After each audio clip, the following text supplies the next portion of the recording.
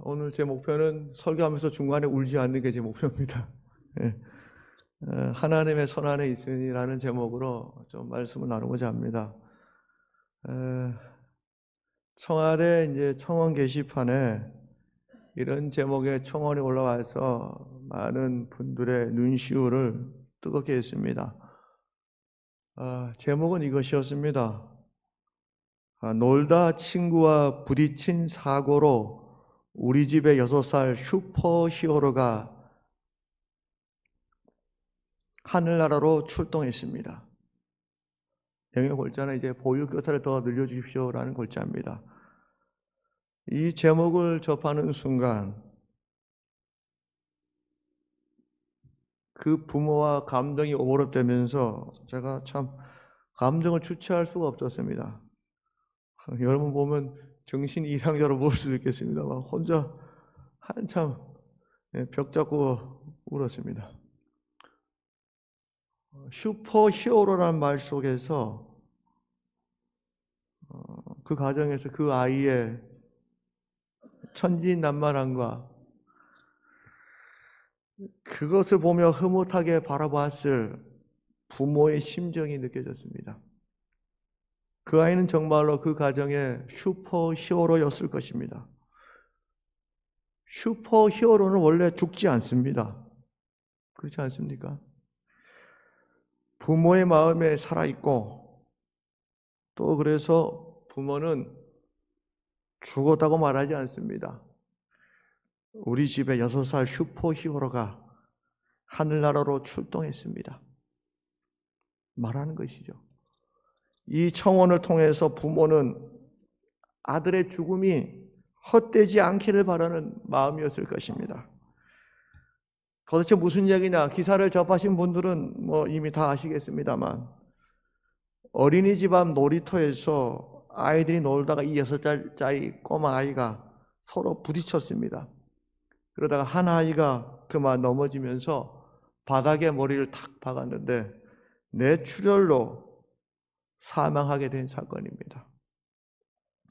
놀이터 바닥이 딱딱했다는 것, 그거 말고는 특별히 누구의 잘못이었냐라고 말하기도 어려운 사건이었습니다. 도대체 이 아이는 왜 부모로부터 작별을 해야 했나요? 여러분, 세상에는 이해할 수 없는 일들이 참 많이 일어납니다. 전도서에 흐르고 있는 기본적인 신학의 맥, 그것은 인생의 불가해성, 이해할 수 없음, 불가해성은 이해할 수 없다. 우리가 어찌 인생을 다 안다고 말할 수 있겠습니까? 전도서 8장 12절에 보면 이렇게 나와 있습니다. 죄인은 100번이나 악을 행하고도 장수하거니와 되어 있습니다. 100번이나 악을 행하면서도 장수하는 자가 있고, 이 아이처럼 한 가정의 슈퍼히어로로 있으면서도 불시에 죽는 이도 있는 것입니다. 우리 인생 살아가다 보면 이런 상황 속에서 도대체 이것을 우리가 어떻게 받아들여야 하는 것인가요? 인생의 불가해성입니다. 이해 못함이 우리 인생인 것입니다. 왜 이렇습니까? 이것은 우리의 유한함에서 오는 상황인 것입니다. 그래서 전도서 기자는 이렇게 말합니다. 전도서의 주제이기도 합니다만 전도서 1장 2절을 한번 우리 스크린을 통해서 보도록 하겠습니다.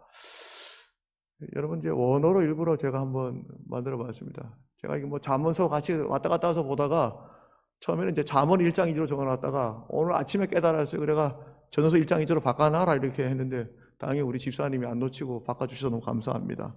창피를 당할 뻔했네요. 전도서 1장 2절인데 여러분 잘 아는 말씀이죠. 히브리어는 그 오른쪽에서 왼쪽으로 읽어야 됩니다. 여러분 여기서부터 읽어야 돼요. 내가 읽어드리면 하벨 하발림 아마르 코엘레트 하벨 하바림 학골 하벨 이렇게 되어 있습니다. 이 하벨이라는 단어가 나오고 있습니다. 무슨 말입니까? 전도자가 이르되 헛되고 헛되며 헛되고 헛되니 모든 것이 헛되도다. 여기서 여러분 코헬레트라는 단어를 보시기 바랍니다. 전도자라고 되어 있죠. 근데 이 코헬레트 원래 이 의미는 모으는 사람, 소집하는 사람이란 뜻을 가지고 있습니다. 히브리어는 그래서 이 코헬레트이고, 그리고 영어로는 이제 콜렉터죠. 수집가. 수집가. 모은다 이 말이죠. 모은다. 과거에는 광장이나 성전문 앞에서 사람을 이렇게 모아서 자신의 철학이나 아니면 하나님께로 받은 계시를 말씀을 증거하였습니다. 그래서 그런 사람들을 모으는 사람, 코헬레트 이렇게 말한 것입니다. 우리나라에서도 여러분 마당놀이를 보면, 제가 하기 되게 부끄러운데, 이보게요 동네 사람들 내 말 좀 들어봤어 이러면서 시작하죠. 너무 비웃지는 마시고요. 제가 창을 배운 건 아닙니다. 이거 뭐 이래야 뭐 쫙하죠. 자, 거기까지만 압니다. 그러면서 뭐랍니까? 당시의 시대의 상황을 이렇게 탈을 쓰거나 해서 풍자하기도 합니다. 물론 이런 사람과 이 코헬레트를 단순 비교하기는 어려우나 성경에 나오는 이 코헬레트의 의미를 이해하는데 도움이 됩니다. 보십시오. 특별히 이제 종교개혁자 루터는 이 코헬레트, 전도자, 이 단어를 영어로 이제 프리처라고 하죠. 설교자로 번역했습니다. 그래서 영어 성경에 아마 프리처, 설교자로 아마 번역이 되어 있습니다. 그래서 전도자라는 말은 우리가 이제 설교자로 이해하면서 말씀은 보시면 되겠습니다. 그래서 사람들을 이렇게 모아서 인생의 경륜, 하나님의 뜻을 일깨우기 위해서 외치는 사람들이다. 전도자가 사람들을 모아서 경각심을 일으키며 깨우치며 외친 메시지는 뭡니까? 헛되다. 헛되다.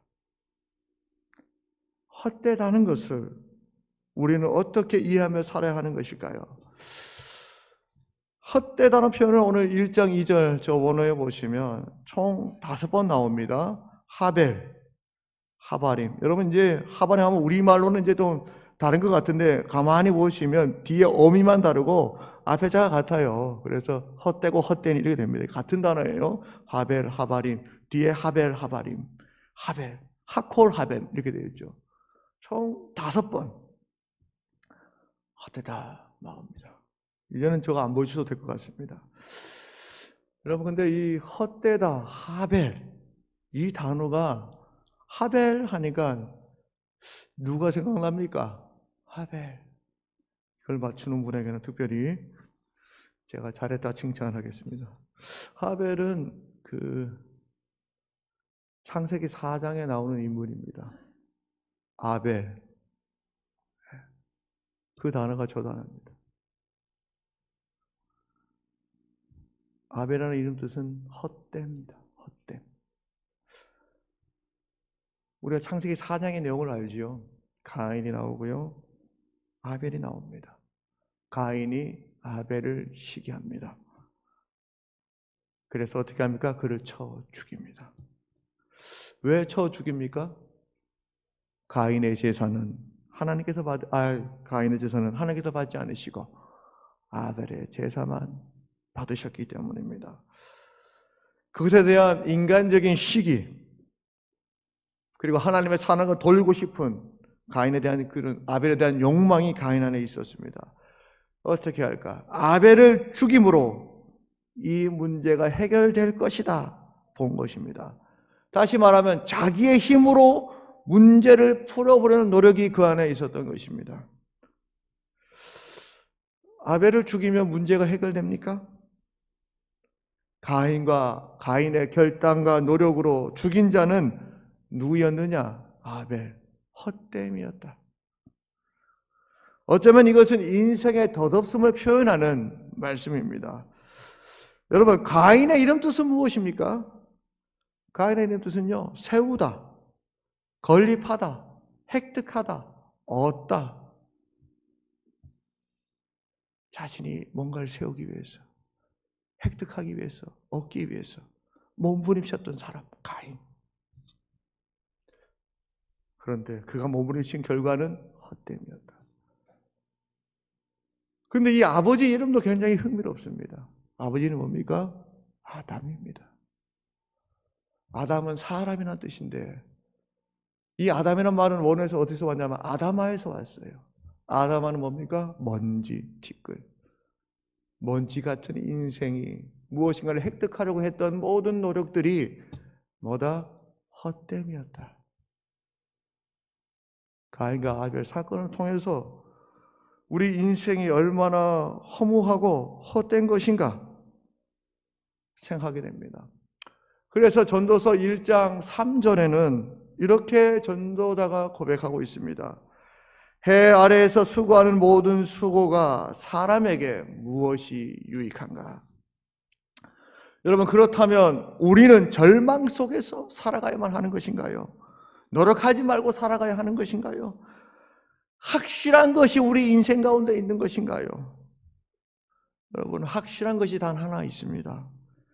전도자는 이렇게 말합니다. 우리 1절 중반절 설교 제목이기도 합니다만 모두 다 하나님의 손 안에 있으니 이 말입니다.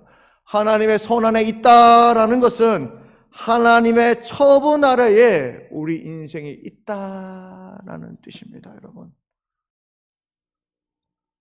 사람이 사랑을 받을 수도 있고 받지 않을 수도 있는데 이 모든 인간의 일은 미래의 일들입니다. 내가 노력했다고 될지 안 될지는 몰라요. 미래의 일들이에요. 확실하지 않아요. 우리는 모르는 일입니다. 하나님만 아십니다. 다만 우리가 알 수 있는 것이 있지요. 하나님의 손 안에 있다는 사실과 동시에 우리의 연약함, 우리의 한계를 압니다. 그것이 뭐냐 하면 곧 죽음이다. 이걸 아는 것이 중요합니다. 죽음이다. 우리 인생의 다른 것은 다 모릅니다. 우리는 내가 죽는다라는 이 사실만 합니다. 그래서 오늘 본문 9장 2절 전반부와 3절 전반부를 우리가 한번 살펴보겠습니다. 이렇게 되어 있습니다. 제가 봉독합니다. 2절 전반부 모든 사람에게 임하는 그 모든 것이 일반이라. 일반이라고 되어 있습니다. 또 말합니다. 3절에 모든 사람의 결국은 일반이라. 무엇이 일반인가요? 일반이라는 것은 무슨 뜻입니까? 원어로는 미크레 에하드라고 되어 있습니다. 미크레는 운명. 에하드는 뭡니까? 하나. 다시 말하면 동일한 운명이라는 것입니다. 이걸 제가 다시 번역하면 이렇습니다. 모든 사람에게 임하는 그 모든 것이 동일한 운명이다. 모든 사람의 결국은 동일한 운명이다. 뭐가 동일합니까? 우리 2절 이어서 봅시다. 우리 2절 일반이라 다음부터 우리 함께 2절 읽겠습니다. 시작. 의인과 악인, 선한 자와 깨끗한 자와 깨끗하지 아니한 자, 제사를 드린 자와 제사를 드리지 않은 자에게 일어나는 일들이 모두 일반이니, 모두 일반이라고 되어 있습니다. 똑같다. 선인과 죄인 맹세하는 자와 맹세하기를 무서워하는 자가 일반이로다. 동일한 운명이다. 깨끗하나 깨끗하지 않으나, 선하나 선하지 않으나, 죄인이나 할 것 없이 동일한 운명을 가지고 있는데 그게 뭐냐? 3절 하반절을 보시기 바랍니다. 후회는 죽은 자들에게로 돌아가는 것이라. 이것이 우리 인생에 정확하게 우리가 아는 것이다. 전도자 기자는 자신의 삶의 말미에서 이것을 깨달은 것이죠. 이것을 알아야 된다. 노년에서 오는 경륜입니다. 영성이기도 하죠. 이것은 염세주의적인 것인가요?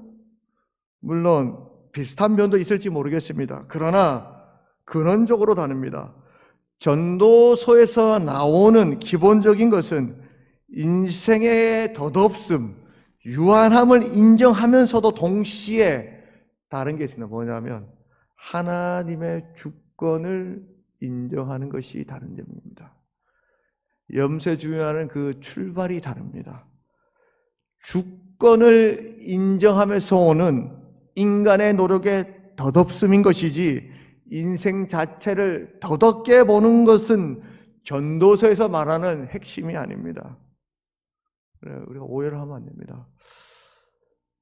여러분, 그 중세 시대 수도사들, 우리 기독교 거룩한 영성가들 일상에서 매일 만날 때마다 나누는 인사말이 있습니다. 뭐 아시는 분도 있을지 모르겠습니다. 그게 뭐냐 하면 반응 메멘토 모리, 메멘토 모리. 메멘토는 기억하라. 모리는 죽음. 메멘토 모리는 죽음을 기억하라. 만날 때마다 메멘토 모리. 여러분 옆에 분에게 인사하겠습니다. 메멘토 모리. 되게 어색합니다. 죽음을 기억하십시오. 여러분, 자신의 죽음을 기억한다라는 것은, 이렇게 인사를 한다는 것은 무슨 의미가 있을까요?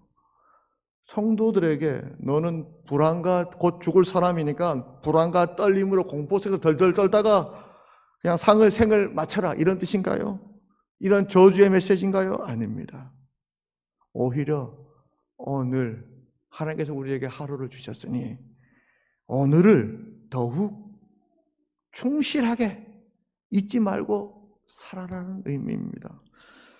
삶의 출발점이 어디서부터 출발합니까? 탄생부터 시작합니까? 이것은 세상 사람들입니다. 신앙인들은 어디서 출발하느냐? 종착역, 죽음에서부터 출발합니다. 달라요. 탄생부터 시간에 따라 사는 사람은 오늘 하루도 주어졌으니 이래 살아갑니다. 그러나 신앙인은 아니에요. 저 뒤에 시간의 끝자락에서 내 죽음에서부터 다시 거슬러서 시작하는 것입니다. 죽음을 먼저 기억하면서 다시 거슬러서 오늘을 살아가는 것. 이것은 우리의 유한성,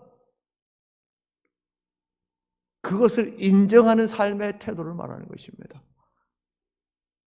내가 노력한다고 다 잘 됩니까?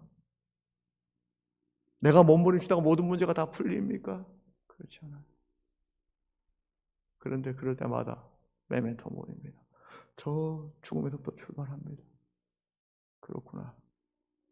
내 한계가 여기 있구나 라는 것을 깨달으면 그 앞에서 괴로워하거나 눈물 흘리지 않을 수 있다. 나의 수고에 따라서가 아니라 하나님의 섭리가 인생의 미침을 믿으며 사는 것입니다. 이런 이들은 사랑과 미움과 시기도 넘어서게 되는 것이죠. 삶이 조금 더 깊어집니다. 그렇죠. 내 인생이, 내 죽음이 내가 알지 못하는 시간의 올터인데 오늘 하루 상처 주고 상처받고 미워하고 싸우고 할 일이 뭐가 있을까? 죽음을 생각하는 사람은 삶을 바라보는 그 태도가 더 깊어질 수밖에 없는 것입니다. 때로는 우리의 수고가 덧없을 때가 있지요. 목회자인 저도 참 덧없다 할 때가 간혹, 정말 많지는 않아요. 아주 정말 간혹 있습니다. 아주 간혹 있습니다. 여러분도 마찬가지 아닐까 싶어요. 여러분의 헌신을 알아주면 좋은데 못 알아줄 때가 있어요. 목회자도 못 알아주고 또 주변의 성도들이 못 알아줄 때도 있습니다. 저도 설교를 막 그렇게 준비했는데도 어떨 때는 은혜 받았다고 우리 성도들이 피드백 하시는 분도 있고 어떨 때는 도대체 무슨 소리입니까? 라고 피드백 하시는 경우도 있어요. 어떻게 합니까? 그죠? 주권은 하나님께 있습니다. 제 노력으로 됩니까? 물론 전 더 노력하겠습니다만 잘 될 때가 있고 못 될 때가 있는 것이죠. 하나님께 맡겨야죠. 내 힘으로 어떻게 다 은혜 받게 해요? 불가능하잖아요. 내가 아무리 잘 준비해도 성령이 감동 안 되면 소용이 없고 또 내 안에 어떤 꺼리낌이 있으면 또 이게 은혜로운 말씀이 안 나오죠. 그건 뭐 제가 방법이 없어요, 저는. 그러니 내 하나님께 먼저 맡겨드리는 것이 중요하다. 주권이 하나님께 있다. 노력하지 말자는 얘기가 아닙니다. 다른 말로 말하면 우리가 거기에 성공 여부에 너무 매몰될 필요가 없다라는 것입니다. 맡김이라는 바로 이런 자세를 가져야 된다는 것이죠. 하나님께서 하시니 그 사실을 인정하면서 나간다면 하는 일도, 서운할 일도, 미워할 일도 사라지게 되는 것입니다. 아니, 목사님 이게 도인처럼 살라는 말입니까? 그 라틴어로는 또 다른 말이 있습니다. 오늘 자꾸 이상한 말 써서 죄송합니다. 까르페 디엠이라는 말이 있습니다. 아시겠습니다만 고대 로마 시인 호라티우스의 시에서 나오는 말입니다. 아구스티스에게 이게 바친 시인데 까르페 디엠에는 이제 무슨 말이냐면 오늘을 즐겨라라는 말입니다. 그 시를 다 읽어줄 수는 없으나 제가 전문을 조금 읽겠습니다. 이렇게 되어 있어요. 레오 코노에여 묻지 마시오. 신들이 당신과 나를 위해 무엇을 준비해 두었는지 우리는 알 수 없다오. 바벨론의 점쟁이에게 미혹되지 마시오. 무엇이 오든 견디는 것이 더 좋은 법이요. 생략하고 현명하시오. 와인도 드시오. 멀고 먼 희망은 떨쳐버리시오. 생명은 짧다오. 우리가 말하는 동안에도 아까운 시간은 지나가고 있다오. 오늘을 잡으시오. 오늘을 즐기라 이런 말이기도 합니다. 까르페 디엠. 오늘을 잡으시오.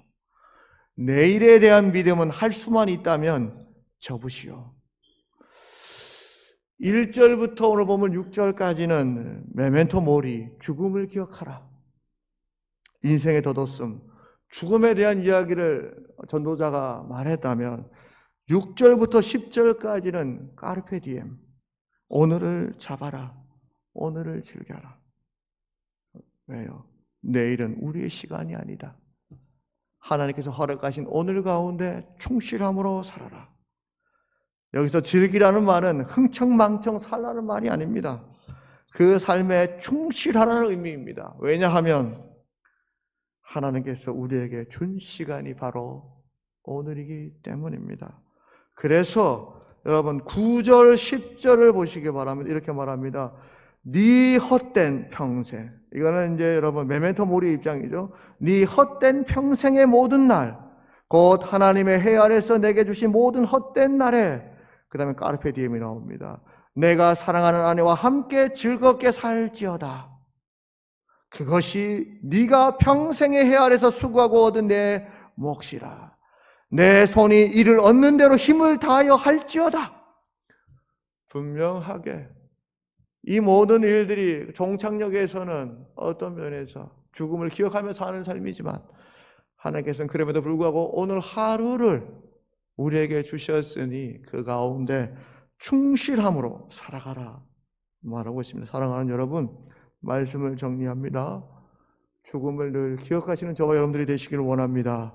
메멘토 모리로 시작하셔서 까르페 디엠, 오늘을 즐기는, 오늘을 잡으시는, 오늘에 충실하시는 삶을 살아가는 것, 이것이 전도자가 우리에게 전하는 인생의 참 모습입니다.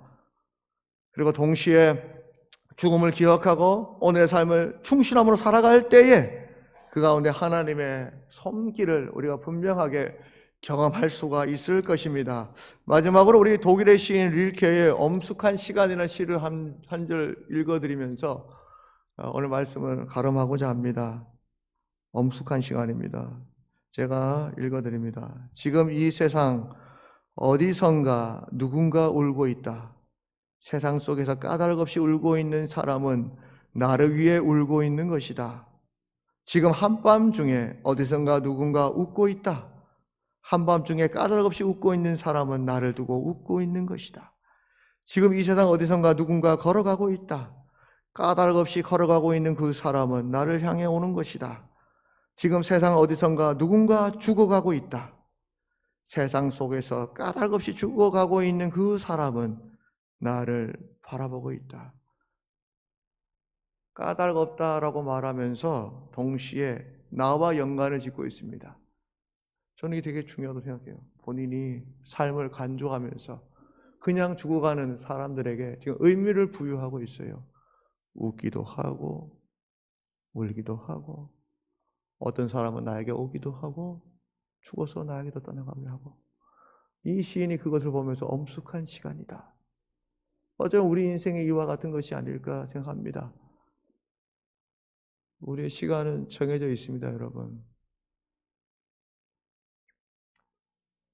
하나님을 기억하시고 잘 될 때도 못할 때도 있을 터인데 일희일비하지 마시고 하나님께 맡겨드리시고 우리 주님 손 안에 있으니 저는 오늘을 충실히 살겠습니다. 고백하시면서 오늘도 하나님께 맡기며 열심히 살아가시는 거룩한 주의 성도들 되시기를 주의 이름으로 축복합니다.